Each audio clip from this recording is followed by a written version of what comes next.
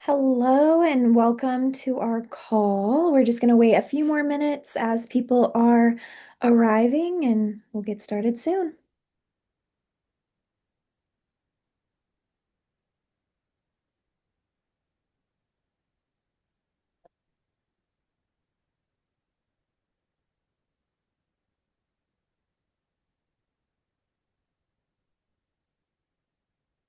Hi, Jill.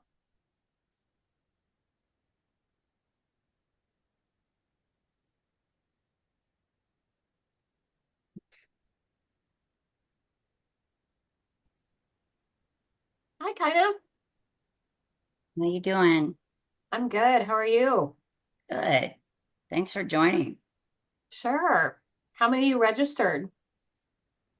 I think we had around 19 Oh, registered, so okay. we'll wait just a few more minutes to see if people can join us. Okay, great.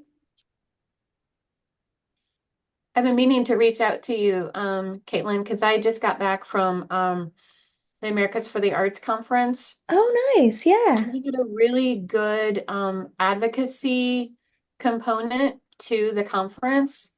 that's wonderful. Um, and I've been thinking about, because next year is going to be an election year. And I think we'd be interested in hosting like a St. Charles, St. Louis regional advocacy workshop here. Yeah, Oh, that'd be great. yeah, that would be great. I know this past year we were able to do one at KPAC, but the more we can do in the St. Louis region, I think is great. Okay.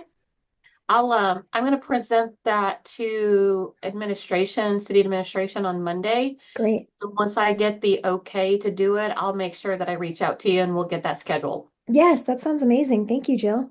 Yeah, you're welcome. Yeah, I've been wanting I to heard host one here for a while. that's awesome. I heard Albuquerque was fantastic. Oh my gosh, was just amazing.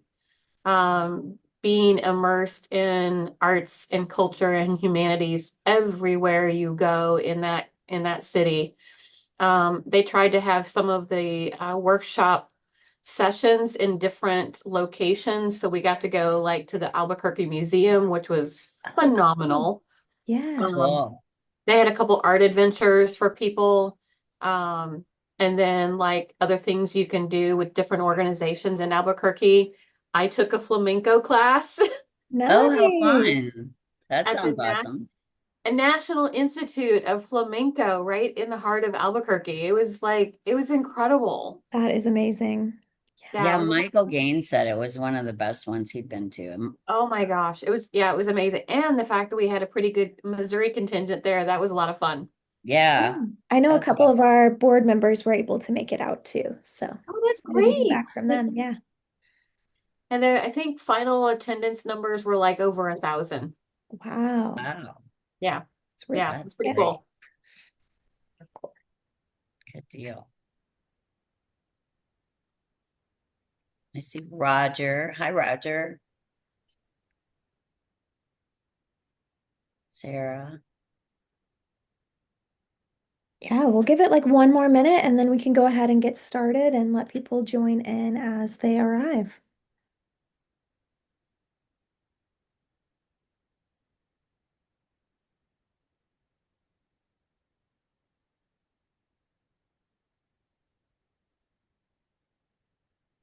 And since we have a little bit of a smaller group right now, if we want to just go around and share our names and what organization or city that you're with, I think that would be great.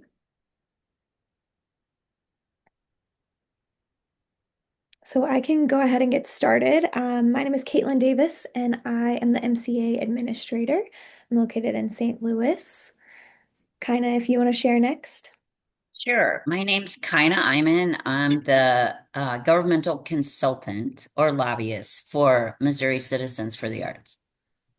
I'm Roger C. Williams Jr., and I live in Lee Summit, Missouri, and excited about being a part of the MCA board.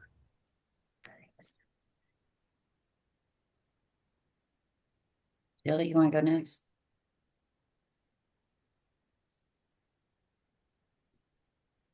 I'll go ahead and go. Jill Tutt with the City of St. Peter's Cultural Arts Center.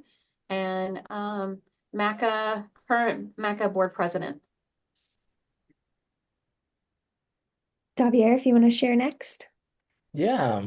Hi, everyone. My name is Davier Rodriguez. I'm actually with 4A Arts. I'm National Organizing Manager, helping Missouri and other states to protect and expand their arts funding and increase arts advocacy.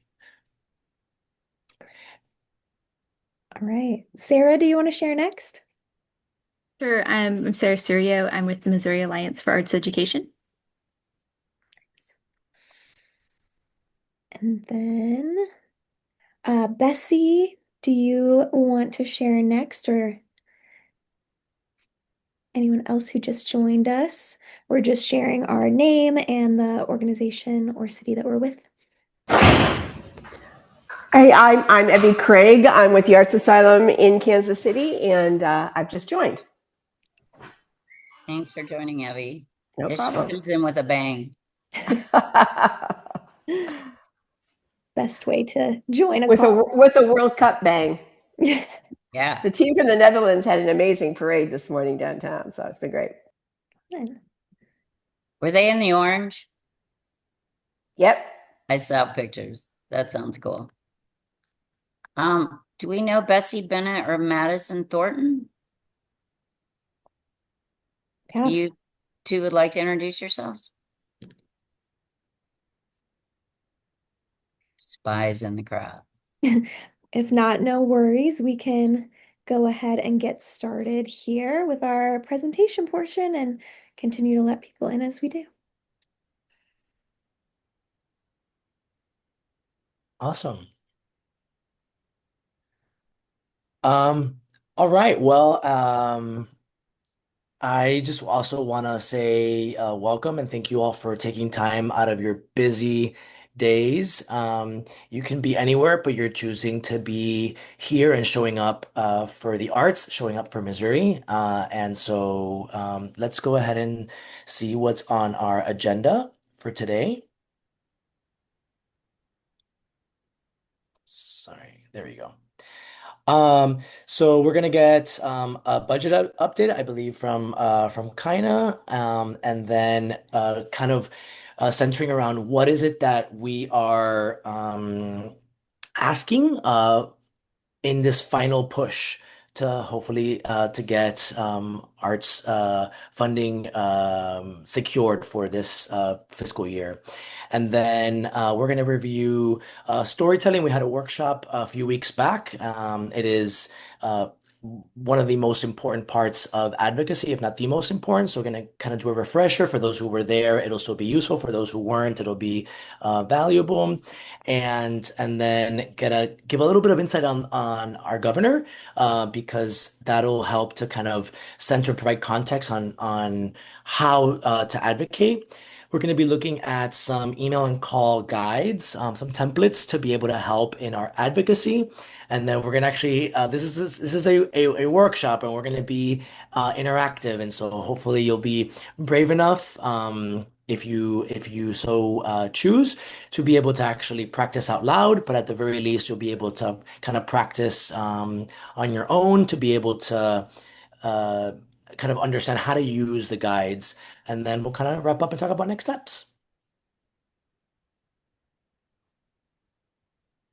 So I'll pass it over to, I believe, Kaina, right? Yeah, so thanks to all of our great advocates in Missouri, we were able to get a little more money put back in the budget. The governor, unfortunately, had cut us quite a bit from our original $10.1 million appropriation that we were able to secure in the budget last year. So the governor originally proposed 6.3 million in January when he gave his State of the State address. The legislature, as you can see on the screen, added $824 to the budget. That was signed by the Speaker of the House and the President Pro Tem of the Senate and sent back to the governor on May 5th. So now it is back in the governor's lap, and he has until June 30th to sign or veto that budget. line item, and he has line item veto power. And so we are asked, well, we'll get to that, is going to ask him to approve the legislature's amount of the 7.2 million. So I just got word this morning that from the budget director that it looks like the governor is going to sign the budget on Monday. They were a little optimistic that it's not as bad as we were seeing earlier. The revenues that came in for April and May after income tax time were way down, like $260 million short of where we thought we were going to be or where we were at this time last year. So that has us very concerned that the governor could line item that additional increase out or take the entire amount out. We, are just hopeful that we can get him to support the 7.2 million. So that's our ask for right now. I'm happy to answer any questions if anybody has any on that, or if you can want to move on. Feel free to take yourself off mute to ask questions or put them in the chat. I'm monitoring that as well. I actually have one kind of just to especially for folks who might not understand line item vetoing. What exactly is the governor's power around the budget? And then specifically, can the governor is it kind of like a I approve as is or I don't approve, or can the governor actually make changes and say, hey, actually the budget will be X number? So he can, like I said, line item. So we're in House Bill 12, which is the lieutenant governor's budget. And so instead of just like in normal legislation or, word legislation, he would either have to veto the entire bill or sign the entire bill. When we talk about budget items, line item veto means that he can just line item one budget item and not have to veto the entire bill. Does that help? Yeah. And is he able to adjust the number? So say like I won't veto it, but I will change the number, or is it just like a veto or approve? He just has he can't take it down. He can't take it up. He can take it down to his recommendation. So most like he could not put it back up to the 10.1 million we had last year, but he could approve the 7.2 million that the General Assembly approved. But Or he could also zero it out. He could take it down. so just to be clear, he also would be able to say that the 820,000 plus, that I'm going to go back to what I originally proposed. He does have the Yes. authority to do that, or even lower than that, so I can be clear. Yes. Most likely he would take it back to the 6.3. For example, last year we lobbied for increases for the Missouri Fine Arts Academy, and the governor recommended 850,000. We were able to get a $250,000 increase. He vetoed that increase and took it back to his original recommendation. So just to follow up to that, uh, and I want to make a question is, it seems like to me you said the income that that the state generated from income tax was lower this year. Okay, Yes. so is it lower than last year? So Yes. so what was the governor's behavior last year? Did it come in above projections or at projections? It was 'Cause way above projections last year. And so he approved the $10.1 million full request that we had for him. Okay. So, So I had heard last month that there could be $250 million worth of cuts out of what the General Assembly approved.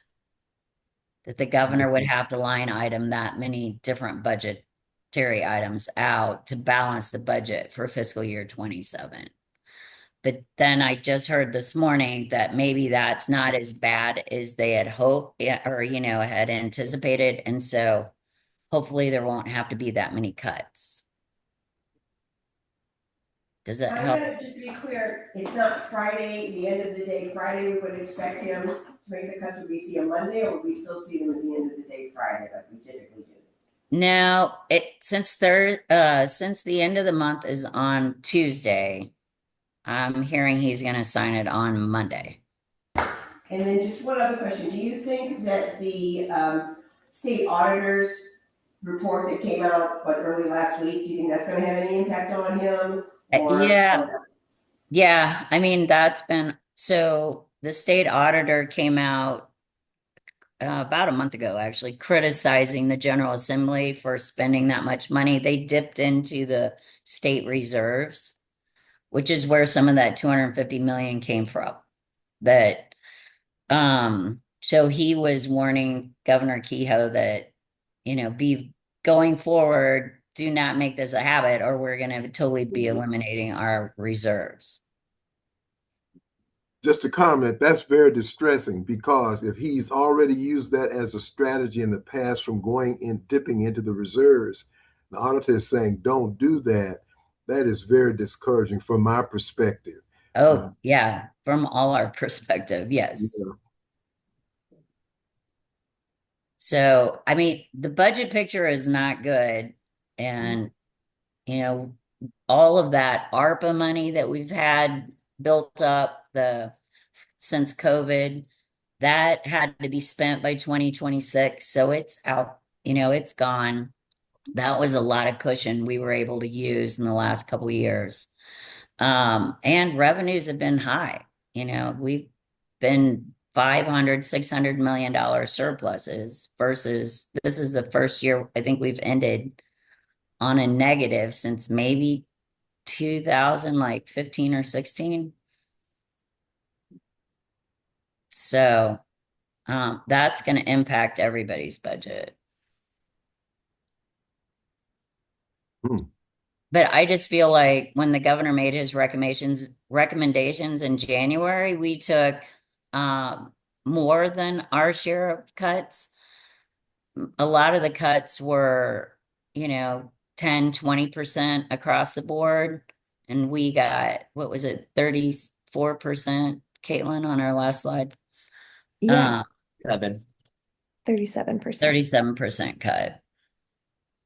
Hmm. And the humanities and a couple of our cultural partners took more than that. They took almost a 50% hit. So the legislature was good. They listened to you guys. They restored as much money as they could. So we're not back up at the 10.1, but it's critical that we get Kehoe to sign the 7.2 million. Support that. So that's why we're here today. Yeah. And what I'd like is for everyone today, if you can actually, if you, I know all of you or most of you have your phones with you. Take a picture of this screen right now. This is a very specific ask. In advocacy, what you are asking for is key. How you phrase it, how specific and clear you are will be key. Um, you know, if you were to, say, please pass the budget.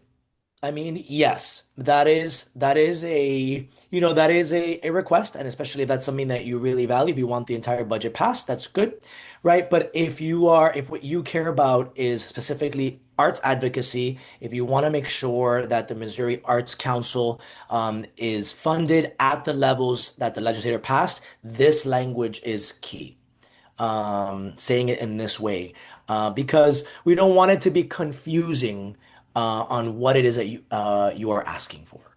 So, and we'll see this again. Are there any more questions before we move on? For Kaina or Caitlin or anyone? Okay. Thank you for that, by the way. Thank you for those updates. Really important. Um, All right, so I know a couple of you were at the storytelling workshop last time, so we're gonna do kind of a super quick refresher on this and then move on. I'm curious for any brave folks out there. Can anyone explain, like, what does storytelling have anything to do with advocating for the arts and for funding?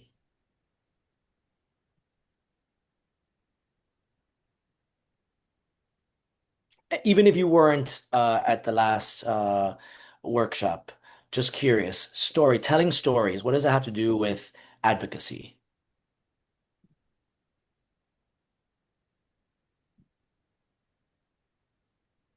Oh, and I don't have my chat open, but it's okay if no one is brave enough, we can review it. But I do encourage you to participate, even if you get it, if you feel like you're gonna get it wrong or whatever, it's fine. Um, at its core, right, personal stories, they're not like soft add-ons or bonuses. They are neurologically more effective than sharing just pure data at moving people to act, right? So when we talk about storytelling, we're talking about sharing your lived experiences, all right? Talking about particular moments or memories, particular things that you've witnessed that bring to life, that give as examples, your, in this case, your relationship to the arts. Okay. So like a one sentence personal statement, just to kind of give you context, is doing more than presenting a bunch of statistics. And why? Because our brain is wired that way. We have neurochemicals, for example, like oxytocin, that actually increase empathy, provide better visuals, help people actually feel and see and smell your stories, right? That's something that data alone or facts and figures may not. It activates more parts of the brain. So we can talk about kind of like maybe the more emotional part. But what I'm getting at is actually it's biologically more effective. It taps into also a deeper part of our memory. Policymakers are and us as humans, right, are just more likely to remember a powerful story, an emotional insight than a spreadsheet or a data point. And we see it time and time again in past social movements. Anytime laws have come into place, um, especially things like the arts, right, and others, we've seen it in the past how these stories actually move legislators and government toward action. And so let's walk through kind of the framework for an easy way to share a personal story, kind of a formula, if you will.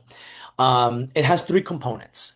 And the first part of a story is a moment. Okay, so you paint a picture, a specific a place, a person, a specific emotion.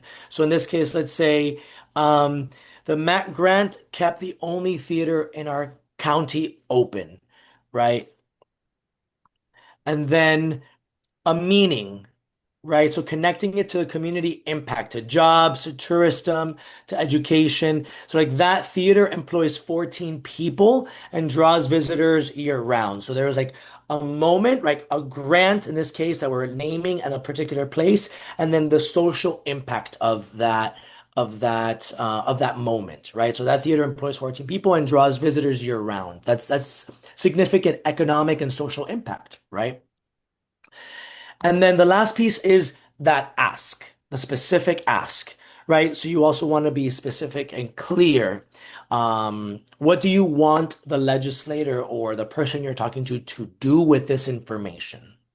And so in this case, like, please approve the MAC line item. It's not, in this case, it's not 10.1, it's 7.2, right? Is what we're asking. This was last year, for example, right? As passed by the legislator. Um, and so you want to follow, if you follow this kind of formula, right? You give a moment, you talk about why it's important, and then, okay, given what I'm sharing, this is what I'm asking you to do. This is a winning formula for advocacy.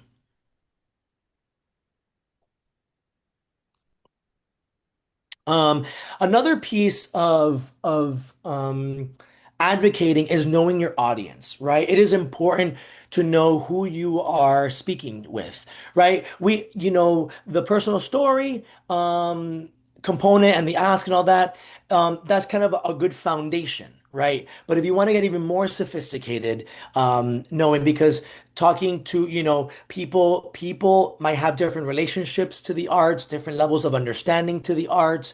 Their political ideologies can shape, or their past, political decisions also is helps inform what that person cares.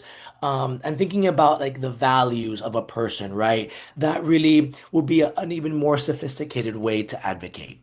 So, in this case, we're going to do a little bit of review, and I'm going to turn it over. I don't know if it's to Kaina or Caitlin, to kind of go over, in this case, who you all are choosing to advocate to, right, in this final push, which is the governor, because you're asking the governor to pass the budget, right, as is for arts for the arts. Yeah, so I can kind of go through these, but kind of chime in if you have any more background knowledge too. So, what we do know about Governor Kehoe is that he was an arts champion.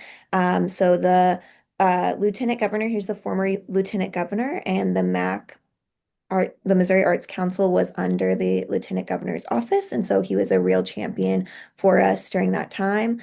He even won a national arts leadership, so we know that he does care about the arts. That's consistent. He also cares about economics, and he speaks about that. And he says that the arts play an important role in Missouri's tourism industry. So that could be something, if your organization brings in a lot of tourists, that could be something that really appeals to Governor Kehoe. He also prioritizes rural Missouri, and from that, we know that Missouri Arts Council funds are given to all districts. So it's not just that funds are isolated in bigger cities, they go to every district in the state. And we know that those rural communities feel the cuts the hardest usually. He cares about veterans, and there are lots of veteran arts programs that we have and that he's engaged with.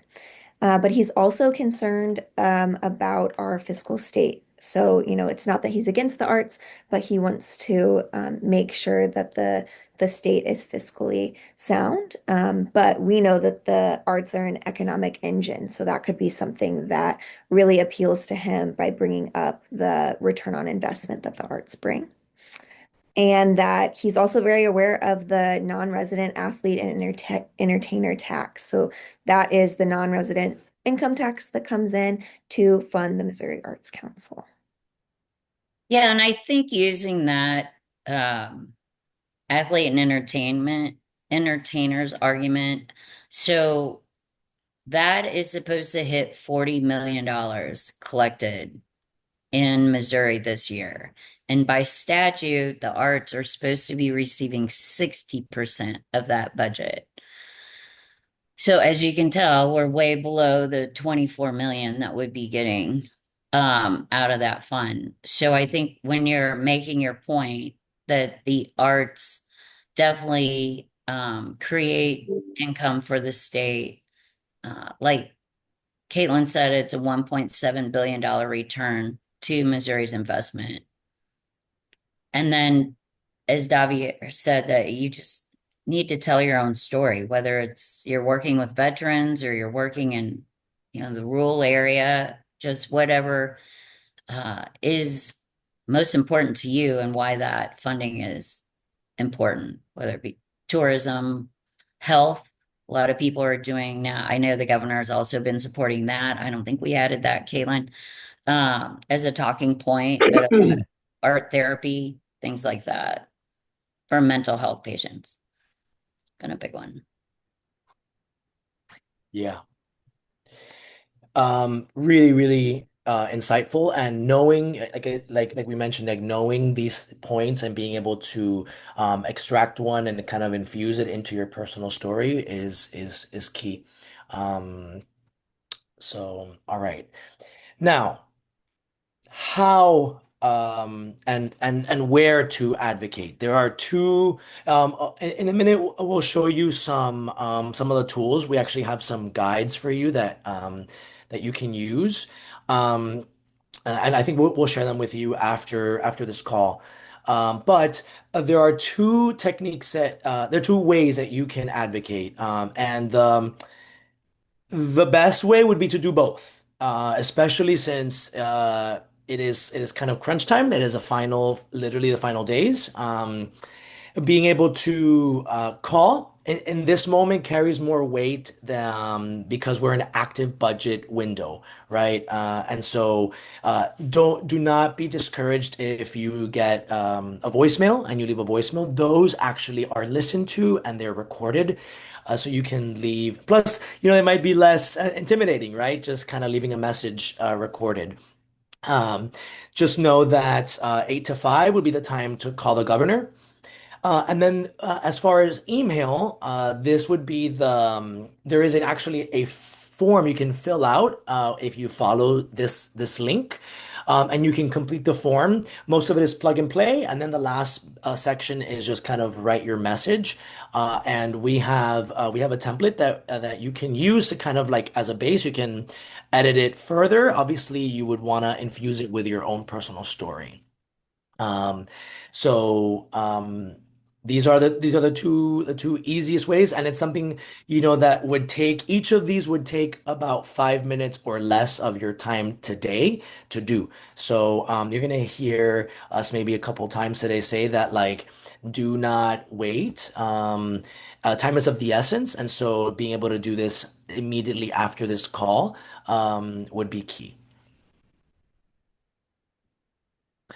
Just some quick tips before we actually get into kind of thinking about your story and putting everything together and practicing some general advocacy tips. So the first one is, you have things already ready to go, especially because a call and or email, it's not face to face. So you can literally have something written in front of you and that'll help you with your flow and feel more confident. So you can have all the information kind of pre-written before. Um, and then same thing with your personal story. You can actually write it down. Um, 2 sentences, three tops. You don't want it to be long. It's important for stories to be brief. Um, and remember that this is the most persuasive part. Your personal story is the heart of your advocacy. As I mentioned, calls carry more weight than emails during right now this active window, this final stretch. But voicemails count. Don't hang up. Leave the voicemail as if you were talking with the governor. Do both. They have double the impact. And I don't know if anyone here has already reached out. I actually would love to know if you've already reached out. Please write it down in the chat box. Um, if you have, if you did both call and email, then there's still things to be done, and that is to reach out to friends, families, colleagues, your networks, posting it on social media, making sure that you amplify the kind of the information. A lot of times people are willing to do it, and all they just might not know that this is happening, or if they do, they might forget, and you calling them can kind of help people be accountable. Um, Amazing, Sarah. That's really, really good. Um, uh, as I mentioned, being brief and specific are the key. You don't want a 5 minute story with lots of details. That would be maybe wonderful over coffee if you have coffee with the governor or the legislator on another occasion. But right now, in terms of advocacy and calling, you want to be really, really brief, and specific. What is your ask and why? Um, Amazing, Evie. I'm not surprised. So incredible. And sometimes we might feel afraid. Maybe this group not so much, and that's why you are also here because you're very involved. But people feel afraid. They're like, I want to do something, but I don't know how to do it. And if I know that I have to call, I'm afraid to do so. You don't need to be an expert. You don't need to have a bunch of wonky data or talking points. Just know what your story is, your connection to the arts, and what the ask is. You know yourself best. Um, Amazing, Jill. Yes. Um, all right, so I want to give you all about 5 minutes here tops to think through um, a connection, to the arts, a personal story that you had, a particular moment. Um, and then I want you to kind of build it out. We did this last time for those who were in our storytelling workshop, but I want to give everyone 5 minutes. We'll put a timer. Think through and like answer these three questions. And for each of them, just think if you're writing more than a few words or a sentence, you might be writing too much. So even if you write several ideas, then just kind of narrow it down. So when did the arts change something for you, your organization, or someone you know?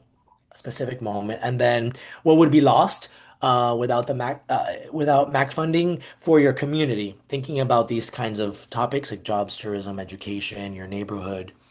Um, and then again, the ask, you already have a picture of it, so you don't need to write it down.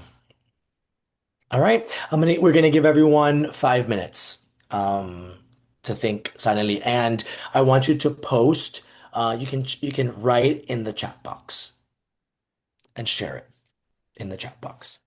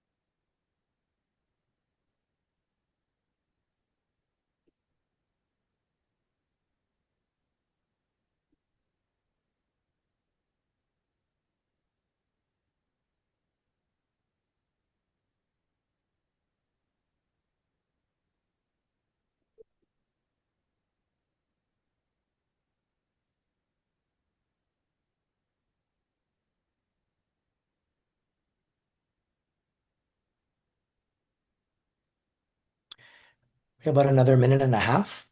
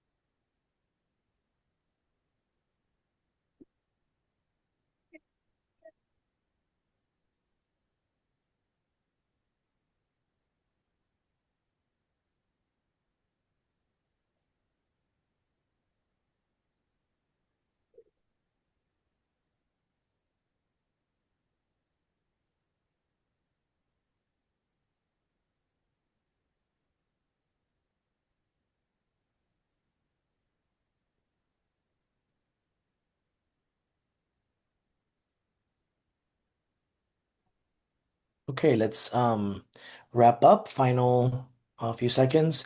If you all um, wrote it down, you can put it, especially if you typed it, you can put it in the chat.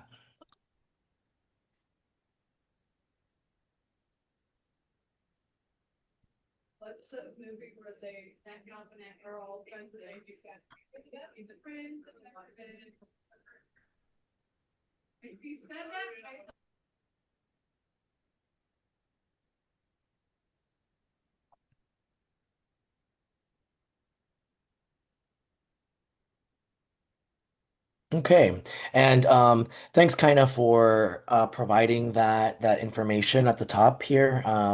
This is like the core of the ask, right? This is the ask and kind of the why, and this is really insightful. Um, and let's see, Evie, the Arts Asylum has a tech theater workforce training in partnership with Starlight for high school juniors and seniors. We just placed two young people in paid internships with the current production of Shakespeare in the Park. They said they could not believe they were getting paid to move set pieces. Um, Shanti, sophomore at Ruskin School, was inspired by your work. I love orchids and the color blue. What drives you to create?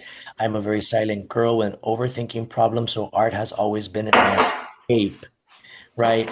So these are just really key examples here of like being able to bring it back to in this case, youth and kind of the impact. Um, so really good. Caitlin, I think this structure, and you even separated it on paragraphs, makes it very clear to see the three pieces, the moment, meaning, and ask, right? So the arts have been an impacting way for me to express myself and connect with my community.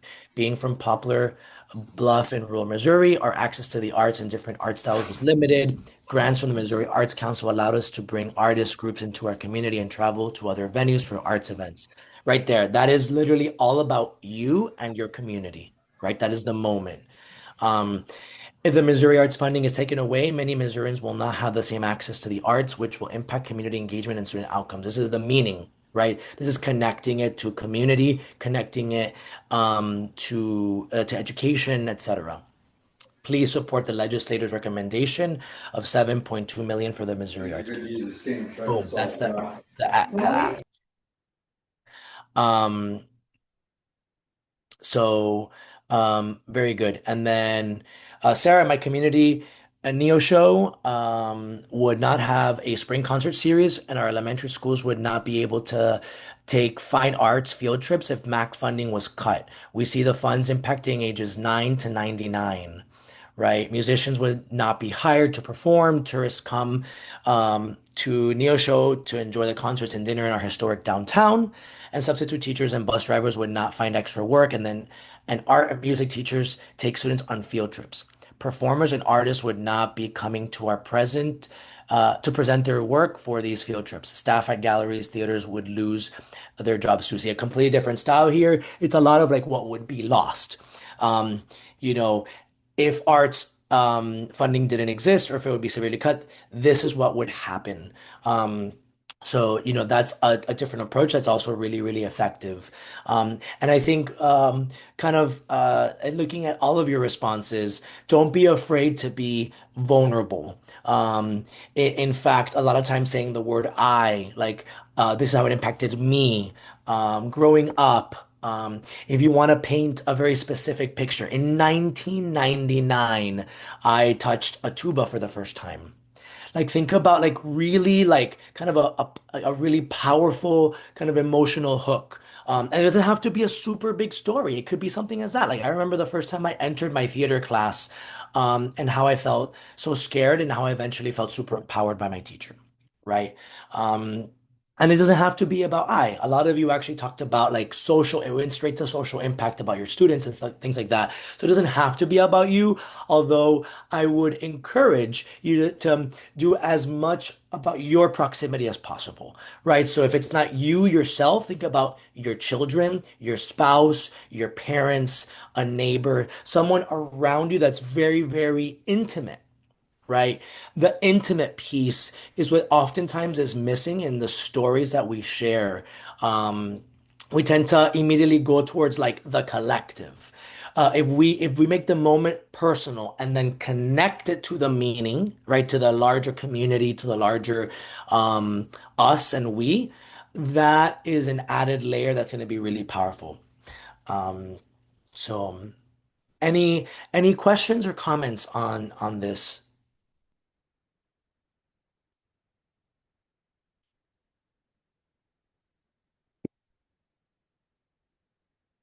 No? Good. I mean, it's clear to me you all are um, advocates already. Many of you have already even been reaching out, so I think this is not fairly new to you. Although I will kind of encourage you to think about this way to craft your stories a little bit more, just to kind of give some more depth to your advocacy. Um, all right, so now let's kind of put it together. So this is a sample script to be able to use in your call.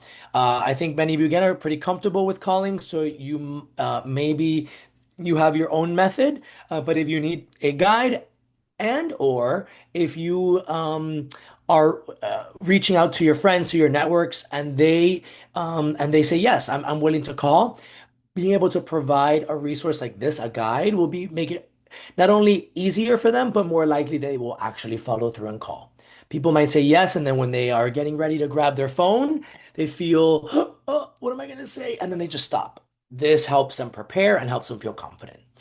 So this is a pretty straightforward kind of template. You introduce yourself, and you could say what organization you're from, but a lot of times just saying, I am your constituent from Jefferson City, right? Like it's just very powerful, very simple, bringing it down to you are a constituent, like meaning like I am a voting member, right? In your state. I'm calling, and then here you can start right with the ask, right? I'm calling to respectfully request that Governor Kehoe support the 7.2 million the General Assembly approved for the Missouri Arts Council for fiscal year 2027. Okay. And then boom, you can introduce your personal story here, right? Whatever that may be, one sentence or two, right? So like maybe for me it would be like, my nephew struggles with ADHD and anxiety, and making art and playing music in his high school is what's been most helpful to help him soothe and focus in school. And that's thanks to the funding that has been passed for his arts education programs, right? Boom, one sentence. Um, and then you can kind of use this last one like MAC funding supports arts in every legislative district and contributes to Missouri's 1.7 billion arts in the arts economy. I hope that the governor will approve this line item. Thank you. So this last one is that extra step, not only in connecting it to the larger society, but in this case is speaking a language that the governor really cares about, right? Which is kind of fiscal responsibility, right? This is like we are generating for our communities. Questions on this? I would love, I know that everyone is off screen and muted. Um, I would really encourage one or two brave folks you can literally just read this. If you um, want to use this exact, or you can kind of tweak it to your own method, especially since some of you have already called and or emailed. So is anyone brave enough to show us to kind of like practice out loud with us?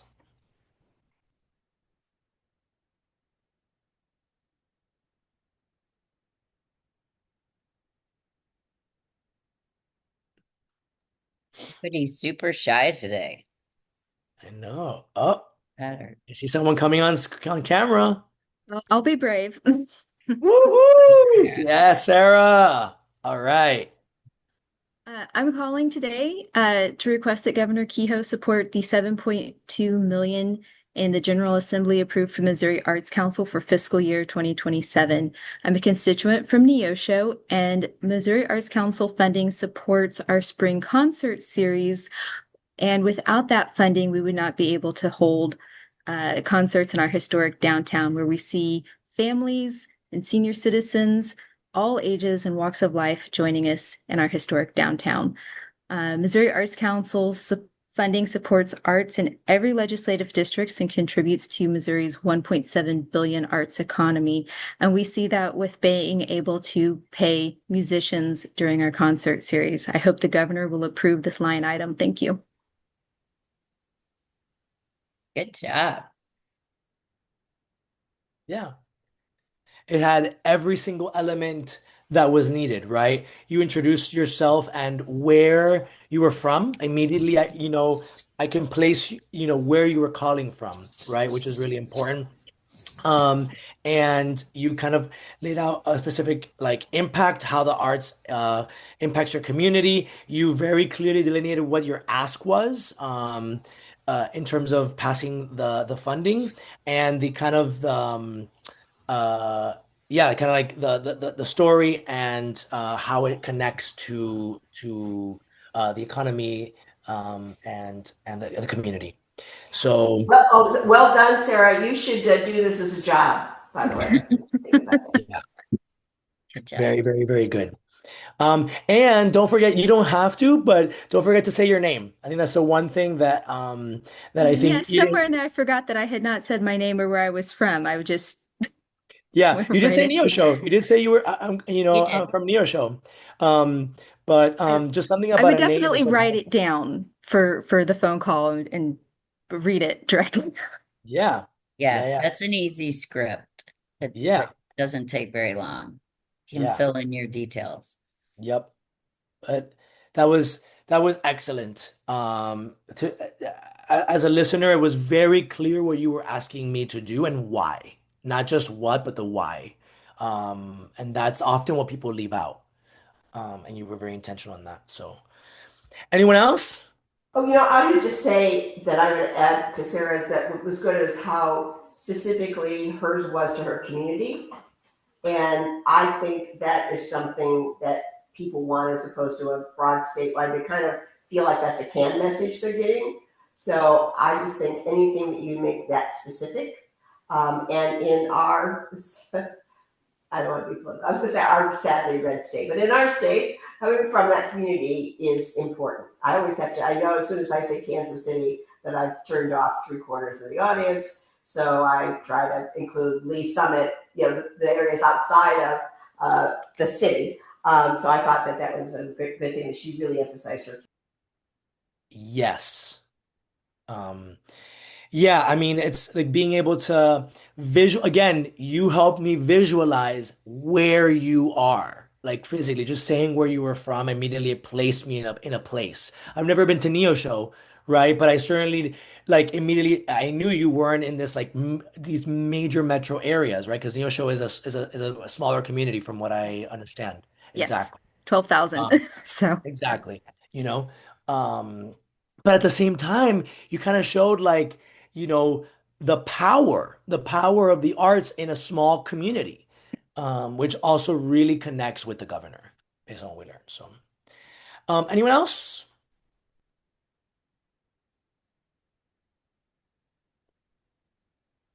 I thought that was really, really good. Um, we are going to share these resources with you all, kind of a sample email and a sample call script, which is pretty much this one. Um, so that you all have it. But I'm gonna turn it over to Caitlin for next steps. All I want to say is first, thank you for showing up for the arts, but also do not hesitate to call today, to email today, to share on social media today, to talk to your networks today because time is of the essence.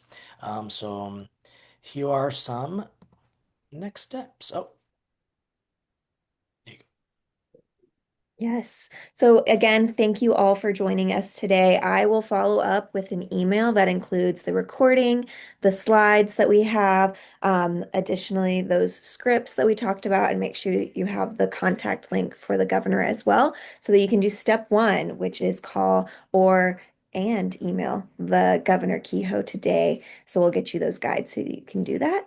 And then if you want to take that next step of sharing with a colleague, a friend, a family member, someone who will take the next step of contacting Governor Kehoe before Monday when he's looking to sign the budget.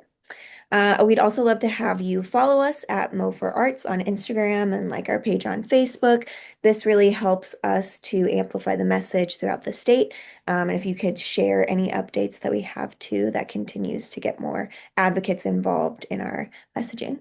And then you can also become a member of MCA. So I'll include that membership link in my follow-up email as well if you're not already a member. Those members make, calls like this possible. They make kind of possible in the Capitol every day of session. So our members are really important for our mission. And then you can also join our Adopt a Legislator program, which is a sign up that you're committing to step into the role of advocating for a specific legislator all session long and kind of adopting them to make sure that they're contacted throughout session. If you have any questions for me, please let me know. There's actually one question that Sarah asked. Do we need these calls all in before Friday, 5 p.m. Friday? Yeah, Or we can I sponsor? would. Sarah, if we can get them in the next, yeah, 24 hours, 48, or even over the weekend, but if it's in before Friday, that would be the best. Yeah. If someone does happen to call on the weekend or after hours, correct me if I'm wrong, of the voicemail, they would be able to leave a voicemail, which is obviously much better than not calling at all. Um, but yes, it will be much more important. Time is of the essence, even doing it today versus tomorrow.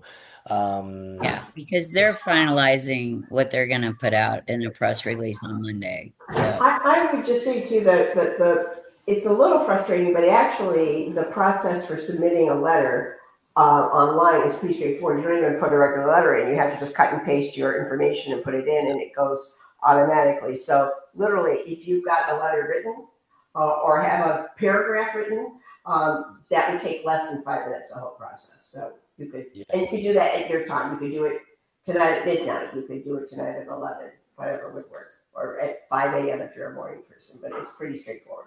I mean, obviously, the calling as well, but the way now that they take the written stuff is I think actually simpler in the long run. yeah, it's too late to like mail in a personal letter like we had requested earlier. But the But online is really quick.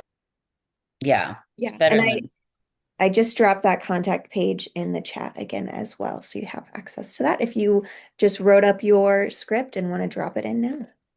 So, quick question.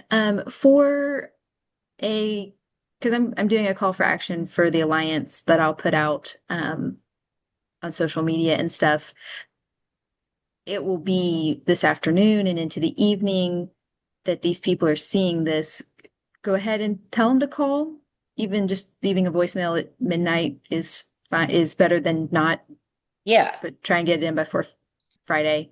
yeah, because 5 p.m. like Evie said, they'll just be counting pretty Okay. much calls and who's calling on what, they'll write down the subject matter. Right. Okay. So, yeah, they don't have Question. to have a polished script. I mean, clearly, I was going to put um, a sample with it as well, so people had something to go with. But I wanted to make sure I was giving them clear timelines. yeah, Yeah. Okay. I've sooner the I've better. I've just dropped in the chat the advocacy guide that you all can use in terms of it has a call guide and also an email template and you can use it directly or you can uh, kind of edit it as you wish.